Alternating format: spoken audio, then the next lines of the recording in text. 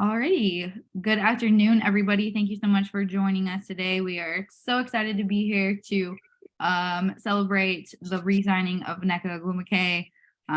So happy to have her as part of the Sparks family continuously as her story continues here with us. We are going to get started with an opening statement with KB, and then we'll go to Coach Miller, and then we'll open it up for questions. So in the meantime, if you guys do have a question, if you could raise your hand virtually, and I will get to you when we get to that portion. KB, go ahead. Thanks, Corey. Good afternoon, everybody. Thanks again for joining us for yet again another session with some of our key signings this off season. We are so excited to be here to finally share the news that Nneka Ogwumike is officially re-signed with the Sparks. We know we kept you in the wait for a while, and the wait is over. We started our free agency process with Nneka, and it's really appropriate that we end here today with Nneka. Simply put, she was the MVP of this entire free agency process for the Sparks. She was our top priority from the beginning. As Curt and I became partners and started reimagining the resurgence of the Sparks, clearly Nneka was a top priority for us.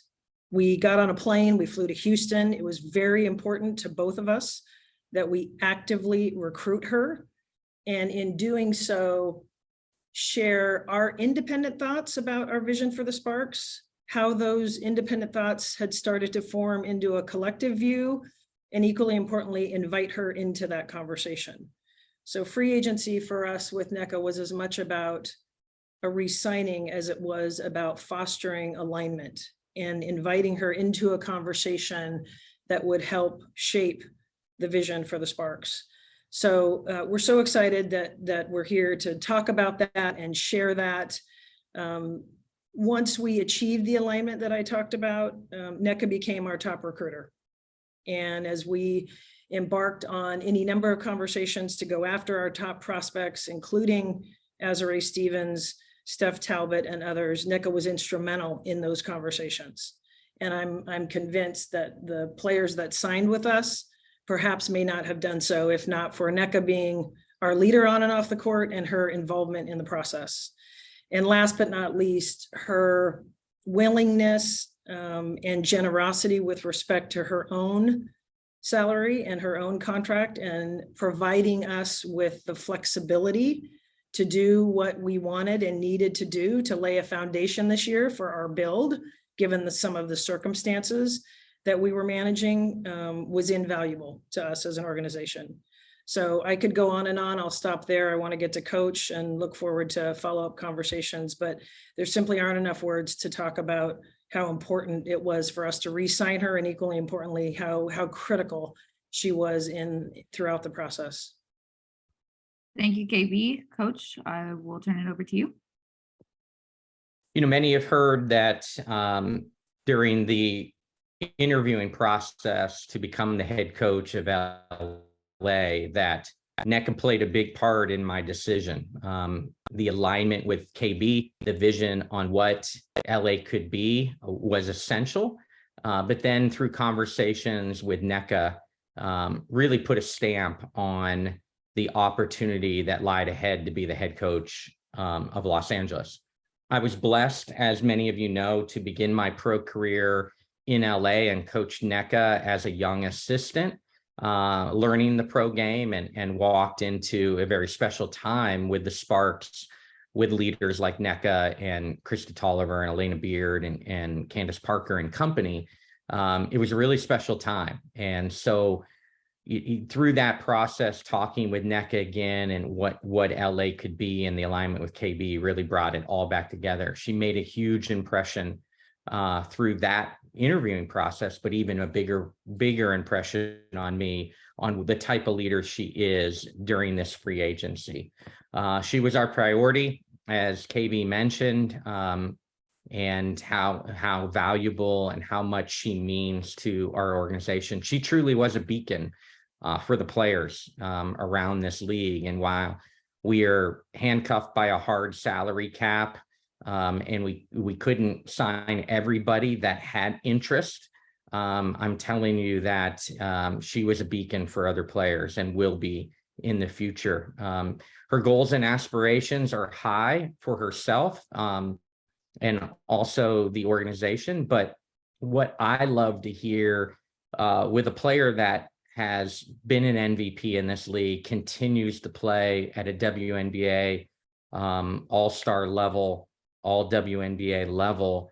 She mentioned numerous times during free agency, she wants to be coached, and she wants to get better. And she feels like there is more in her, and she's really looking forward to the coaching staff working with her. And that just gets me excited that your leader wants to be coached, will lead by example to other pros, that she's craving that coaching. She's craving what we're going to do schematically on the court and how we're going to use her. So really exciting times. A lot of this is holistic with Nneka's input and her part with the Sparks. And I'm really, really looking forward to being around her and her leadership. This is a peer-led league. Head coaches play a part, but so much of the leadership that happens in this league is in that locker room is peer-led. And we have one of the best, if not the best. So really exciting day to finally kind of be in front of the media to talk about Nneka and Nneka's commitment to the Sparks. Great. Thank you both for that. We'll now open it up to questions. We'll begin with Tukni Nguyen. Tukni, go ahead. Hi, Nneka. Good to have you back. Congratulations on re-signing. Previously, you were a core player, so you couldn't really talk to as many people. Now, with the opportunity as an unrestricted free agent, what was your decision process like, and how did that lead you back to the Sparks? I think one thing that I really appreciate with this whole process was how KB and Curt really approached it from a free agency standpoint. I think given kind of like my career and of course my own, previous free agencies, there's always this assumption that is to be made that, she's just going to sign back. She's just going to sign back. And even though that's what ends up happening, honoring the process is really important to me. And so this is kind of like my second free agency where like I have been recruited and courted, and it's more than just about putting together a team to win a championship. And for me, it's definitely about the vision, about how we see this organization going, and just achieving and sustaining the rich history and the success of an iconic franchise. And so I'm really blessed to have been able to been drafted to this place. And so, and to make it a home really. And that was a lot of what was going on in my head through the free agency process. And I'd have to say this is probably my most enjoyable free agency process because I've really been blessed enough to have made it this far in the league, but then also to reach a moment in my career where I feel is like incredibly pivotal. And that being heavily complemented by a GM like KB and a coach like Curt. And in a moment where I really feel like what we see the Sparks doing is kind of what I think everyone hopes happens for this team. And we just want to see it shine. And I feel like that's something that I want to be a part of. And I feel like it's something that I'm meant to be a part of. Thank you, Nneka. We'll go next question to Rashawn Haylock. Rashawn, go ahead.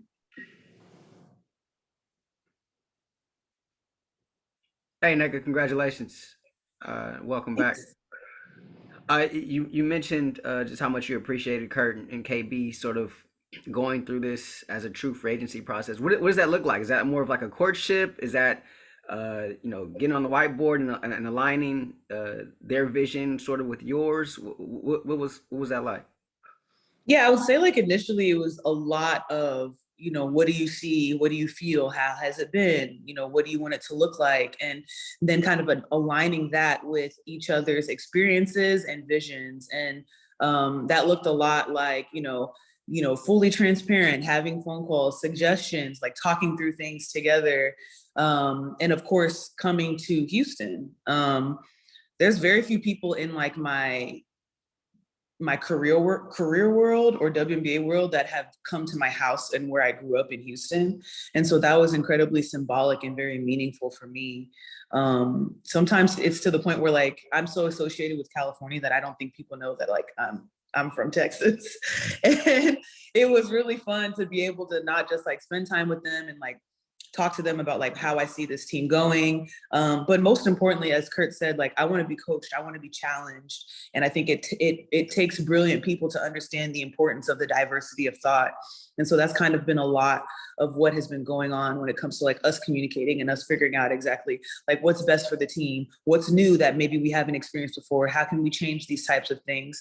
And I'm not the only person in this organization who's had so much time here that also contributes to that. So just kind of like almost like a family reorganization, and building towards a future that we all want to see and that we all really envision seeing. And it's been really great. I've had a really, I think sometimes I feel as though, in the beginning, it kind of felt like, ooh, it's too good to be true because I haven't really experienced honest and transparent communication at this level in my career.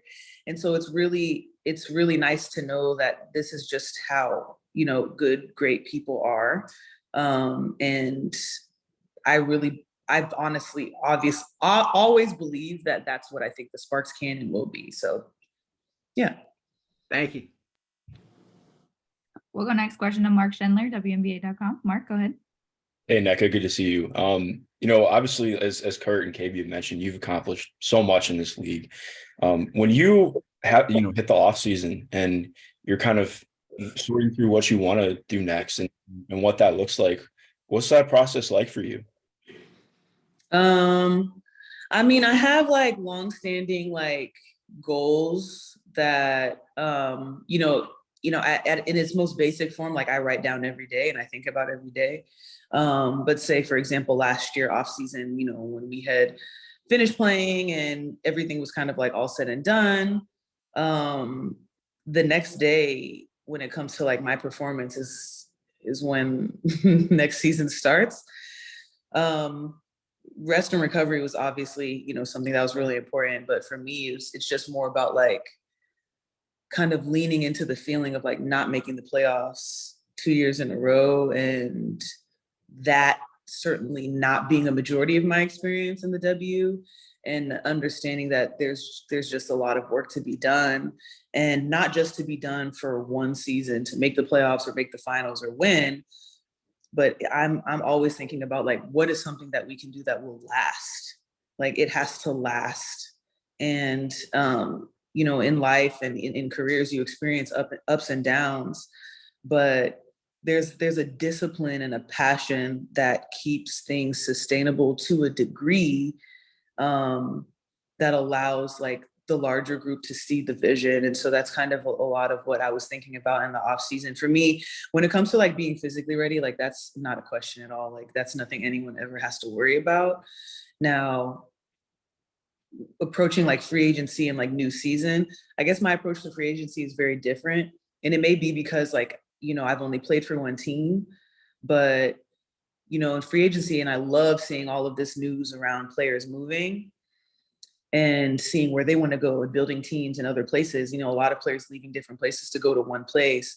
But my approach is really like, who wants to play here, as opposed to where do I want to go? And so a lot of like my communications and a lot of how I conduct myself in free agency, whether it's for me or to get other players, it's not about like, hey, let's build this team. Hey, let's come here. It's just like, hey, like this is what we're about. If you're for it, come through. If not, then, everything's not for everybody. And so that's kind of been my approach to I guess like building goals for this team. Awesome. Thank you. We'll go next question to John W. Davis. John, go ahead. Hey, Nneka, how's it going? I'm well. How are you? I'm doing well. Thank you so much. I have a very open-ended question for you, but it's pretty simple, but I'd love to hear your perspective on it. What is your vision for the Sparks? I kind of touched on it, something that is lasting, something that is unequivocal, something that is non-negotiable when it comes to what people think about when they think about the Sparks. And if I could just kind of like answer this generally, when I describe that, I mean, like, okay, obviously the Sparks are a basketball team, so a team that wins, and a team that wins with greatness and with competitiveness. A team that gets people excited about basketball and sport, a team that is culturally relevant, a team that is changing things for women in sport, and also a team that really leans into what it means to be in Los Angeles and playing sports in Los Angeles. And, you know, if we're getting kind of more into the weeds of things, creating an organization that builds its players on and off the court and post-retirement. And so seeing an organization that is through and through WNBA, through and through women, through and through empowerment, through and through women empowerment and advocacy. Like, so that's kind of like what I see for the Sparks. I want us to become the North Star. Great. Thank you, Nneka. We'll go next question to Miriam Swanson. Miriam, go ahead. Hey, Nneka, congrats and welcome back. I think Curt mentioned that sort of your contract flexibility, and that probably goes in line with sort of the sustainability and the larger vision, but kind of what goes for you? What was the calculus in that, and what went into that sort of decision, and how to make that work? For me, I want to play on a great team. You know, I really, really want to play on a great team. And I think that how we saw that has always aligned, but given, as KB kind of alluded to before, the circumstances of the nature of the free agency that we've had, it changed that course. And so this isn't the first year that I've really even had this type of expression of, you know, obviously like salary, but I want to play with good players, and I want to play with players that want to be here. And, you know, Curt said it before, like we didn't sign everyone that wanted to come, but we're hoping that that's something that can sustain in future free agencies. And so just to put it candidly, I told KB and Curt, and they fought me on this a lot. I said, wherever you need my number to be to get who we need to get, let's just do that. And I really believe that, because I'm working with not just a GM and a coach, but also players that I believe would fully invest in me too. And, you know, this was a very unique free agency for us. And we want all of our players to be happy. We want all of them to also be valued. And we have a group of players that understand that. And that's just kind of what it was. Thanks. We'll go next question to Jackie Powell. Jackie, go ahead. Hi, Nneka. Good to see you. Thank you for taking the time. I think you and Chiney have mentioned in the past that maybe a long-term goal or a goal is to win a championship together. And so what I'm curious about is how the Sparks are in a place right now to be back on that path after spending some time maybe not on it. Mm-hmm. And what were the different signs or indicators that you noticed during the free agency process that helped you realize that? Well, the first one was that we got Curt, for sure. Definitely. That was definitely a big sign. And I say that not just because of Curt's success as a coach, but Curt might be Curt, well, aside from obviously us being on the same team and having previous coaches, Curt is the only other coach that's coached both of us. And so my family believes heavily in signs. You know, when we went to Stanford had won the championship in 1990 and 1992, both of the years that Chiney and I were born. Like, it's just, it's those things are symbolic and important. And so to know that Curt has coached both of us, knows both of our personalities, and also, I mean, just plainly knows how to put pieces together on the court. And with that in mind, like Chiney and I having very different games, I'm excited to see that. And of course too, you know, from an individual standpoint as like players on the court, just understanding where like Chiney is in her career, where I am in my career. And there's certainly more years behind us than in front of us. And for us to kind of like be here together with Curt, with KB, and KB, I can't forget KB, because KB KB is the one who got Curt. So,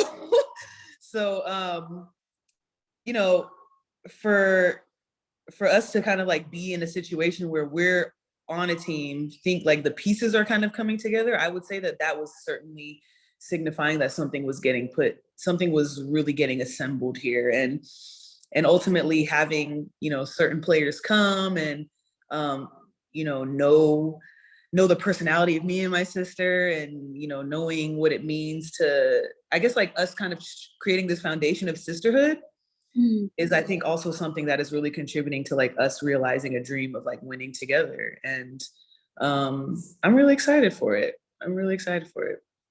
I appreciate that answer. Thank you. We'll go next question to Haley McGoldrick. Haley, go ahead. Hi, Nneka. You talked a little bit about your vision for the Sparks and how you kind of wanted to be obviously an advocate for your teammates and women across the league. As president of the WNBPA, that's obviously something you're pushing for too.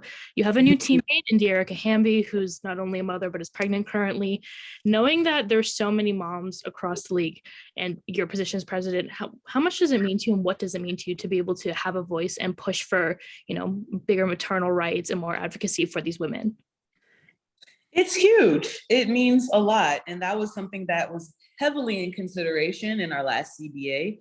And, you know, since we've been seeing, you know, protection of salaries for planning mothers and players that want to start families. And I think that that's trending in the right direction.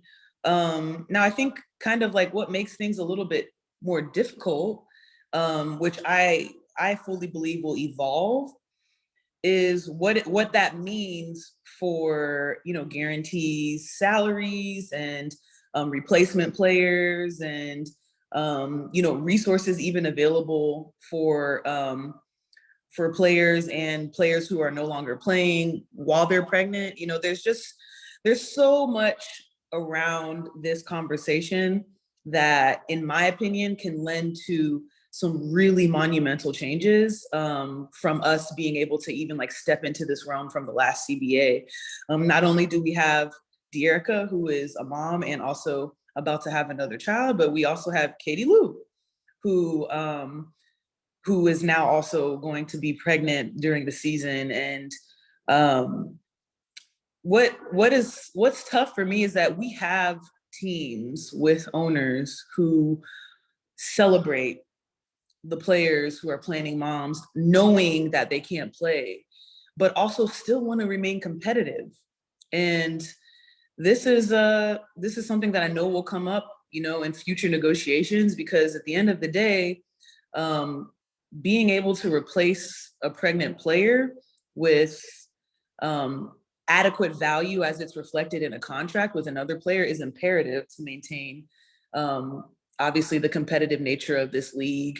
And a lot of that can be solved with, like, you know, what we know to be is a soft cap. And so I'm hoping that as we enhance the benefits for moms and planning moms in this league, that we can also still reinforce the advantages of being able to replace those types of players with individuals who can have salaries that reflect the player that is no longer playing, and also for the owners to be able to, because I know we have owners that want to remain competitive. And I'm really glad that you asked me this question, because right now what we see is a lot of players making the investment, a lot of players making the investment in their teammates because of certain restrictions that we have. And owners want everybody to win. So I'm hoping that that's something that'll change soon. Thank you so much. Thank you, Nneka. We have time for just a couple more questions. So we will go to Amanda Skurlock next, and then Rico Cabrera. Amanda, go ahead. Hi, Nneka. Welcome back to LA. Just tell me about your experience with the, like, kind of recruiting the other players, especially front court players like Azure and Stephanie Talbot. What was your role and how was that experience for you?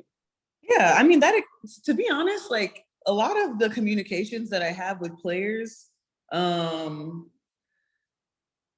do I even say this? It's quite seamless because I'm the president of the union.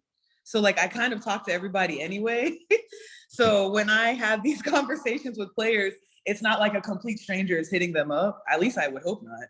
But the conversations were really amazing. You know, we have some amazing women in this league. And one personal goal of mine, obviously as president, was to be approachable. And I felt that when I was talking to players, and I'm really grateful that that's the case. And it may be because I am also the president of the league. And so the rapport is kind of like automatic, and like just having conversations with like players' goals and for me, what I loved to hear was that they felt what we were trying to do here in LA, and that I owe that completely to Curt and KB because, you know, players talk about their own recruiting processes and they want to know more from the horse's mouth, and that's how you end up talking to other players. And so I'm not a pushy person. You know, I reach out if any questions are needed. And I always like doing my due diligence and ensuring that I at least communicated with anyone that was like seriously considering our team. So I had great conversation with Steph and with Z and De'Erica and Jazz. And it's really been a lot of fun. It's almost like you're just kind of like talking to like your friends. Thank you, Nneka. We'll go next question to Rico. Rico, go ahead. Buenas tardes, Nneka. ¿Cómo estás? Muy bien, gracias. Good to see you. Congratulations. Two-part question for you, Nneka. Quickly, first on Coach and Karen's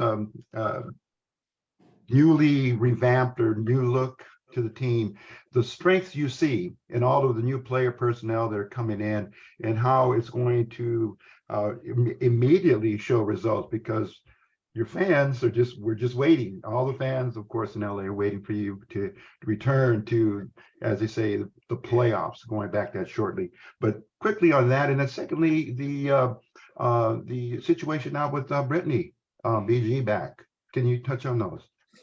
Yeah, absolutely. Well, first and foremost, I would have to say that this is another mark of great management and coaching. The strengths, we obviously know the court strengths of all of the players. If you don't obviously know, then you will find out. It's not even something that I really need to talk about, because I think that the strength of every player on our team is that every person who is coming is a good person, like is like truly a good person. And that's huge. You know, Curt talks a lot about winning in the locker room first. And I always go back to the quote of, you know, show me your friends and I'll show you your future. And I really feel strongly about that being the composition of our team today. And so, you know, when it comes to BG, so excited that she's back. So happy to see her. I hope everyone feels the same. I know everyone feels the same. We're excited to have our home opener versus her, which is going to be amazing.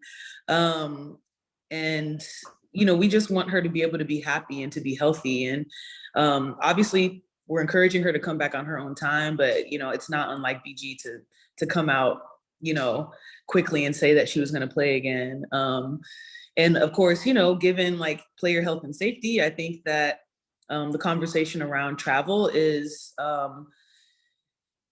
it's definitely centered around her, because quite frankly, she cannot fly commercially. And so I'm hoping that something will happen so that she can fly safely and comfortably to be able to compete at the highest level in a league that missed her so dearly, you know. And I look forward to working with the league to figure out what we can do, because the way that I see it is, you know, we're celebrating so much growth in this league.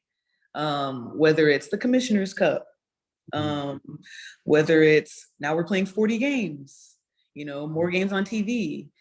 And so for us to be able to play more games in a healthy way, for the product to look good on the court, which contributes to player experience, for players like BG to be able to travel safely and keep her mind right in the game.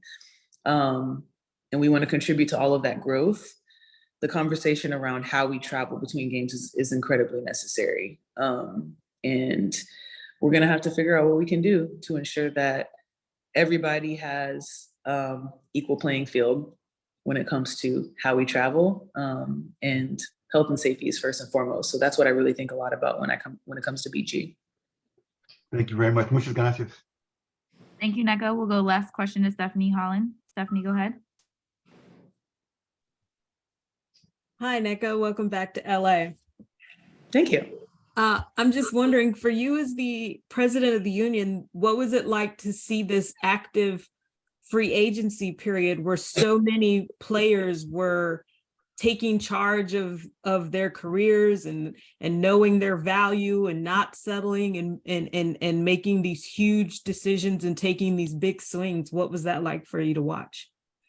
Oh, it was fun. You know, I feel like since we signed our CBA, it's been, I mean, each year is increasingly more active, which is really, it's really amazing to see so many free agency WNBA headlines in the news. And I think it's incredibly important for us to continue to maintain this growth, which also obviously leads to accessibility. But I'm happy to see players really taking charge and figuring out exactly what they want out of their careers and where they can get it.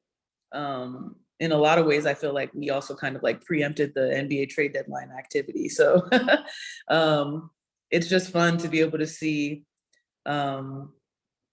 It's just fun to be able to see, like Curt said, this league to be peer-led. So I'm always here for the players and what they want to do and how they want to do it. And as long as it's covered and contributes to the growth of the league, it can't be bad. Great. Thank you, Nneka. We will now go back to KB for a closing statement. KB, go ahead. Thanks, Corey. Well, I mean, I think I've said so much about her. As I said at the outset, I can talk about her all day. Nneka knows how I feel about her and how special she is to us. But she's one of those unique players, unique people who has the combination of the focus and the work ethic and the discipline and the fortitude. But in her case, it's matched with a really unique sense of grace and warmth and empathy. And that is what really puts her, in my opinion, in really rare air. She cares about the why as much as she cares about the who, as much as she cares about the how. And she's an elite player. She's a consummate pro. She's an inspirational leader, and she's a global ambassador. And quite frankly, simply put, the LA Sparks, Curt and I, her teammates, our entire organization, we are incredibly fortunate to have her as a teammate. Thank you, KB. We'll close with Coach. Coach, go ahead. Yeah, I've been involved with women's basketball at the collegiate or pro level well over 30 years now. And even myself, I had to take a step back through the free agency and traveling down to Houston and spending time with Nneka and see the state championships and the banners in the high school gym and the mural on a building out in Houston. And you think about the impact she had at Stanford and then her pro career and what she's meant to the Sparks, but an MVP season, a basket essentially at the buzzer to win a championship.